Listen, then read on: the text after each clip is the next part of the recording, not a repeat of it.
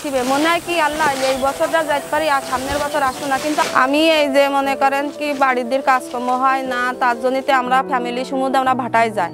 আমরা ওই যে ইট ভাটায় কাজ করি, মনে করেন কি রাত 3টির সময় উঠতে রান্না বাড়া করি, ফজরের আজান দিলেই মনে করেন পটের ভিতরে যাইতে, তার বলে পটের ভিতরে যাই আমার ইট কাটতে হয়। সারাদিন ওই ইট কাটি, এই দুলু বালির মধ্যে গরমের সময় কি বালি গরম হয়।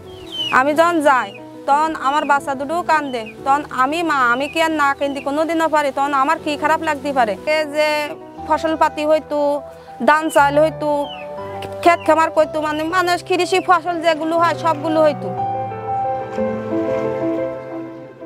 Bangladesh has been experiencing the devastating effects of climate change, and these effects are even more extreme in the southwest coastal belt. Sea level is rising, the cyclones and floods are more intense and frequent every year, the rainfall pattern is changing, soil and the water are becoming more salinized, people are losing their houses, roads are damaged, fresh water is scarce, soil is not productive anymore. These people are forced to leave their villages and they often choose the adjacent cities for work. Since they don't have any skills, they ended up with labor-intensive work where they don't get paid enough or they don't have any social safety. Helvetas has been supporting these climate-induced migrants by providing information through the migration hub run by some young volunteers so that they can analyze the risks and opportunities of migration.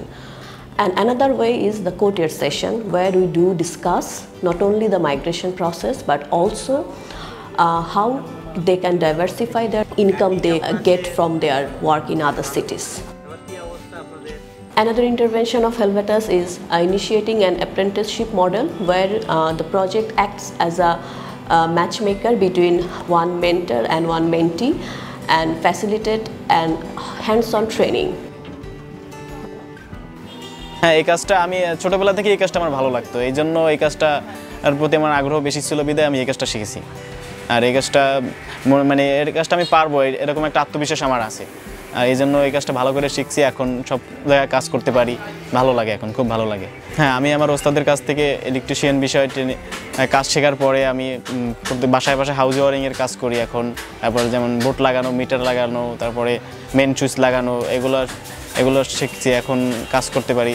হ্যাঁ, এই কাজটা করলে আমার অনেক মানে টাকা অনেক বেশি পাওয়া যায়, কারণ অনেক কাজটার মান অনেক ভালো বর্তমানে সব জায়গায়। এই জন্য আর ভবিষ্যতে আমার মানে চিন্তাভাবনা আছে যে এই কাজ করার পরে টাকা জমাইয়া বড় একটা কিছু করার। হ্যাঁ, এই কাজটা আমি শেখার পরে আমার আগে কোনো টেকনিক্যাল কোনো ট্রেনিং ছিল না, আমি কোনো কাজ শেখা ছিল না।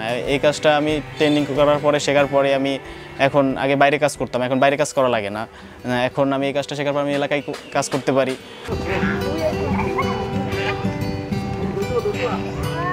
না, আমি চাই যে আমার মতো এরকম আরও যারা আছে এদেরকে ট্রেনিং দেওয়ার পরে যেন এরা কাজ শেখা, যেন কিছু করতে পারে, ভালো কিছু করতে পারে, এদের ফ্যামিলির জন্য কিছু করতে পারে, যেন বসে না থাকা লাগে।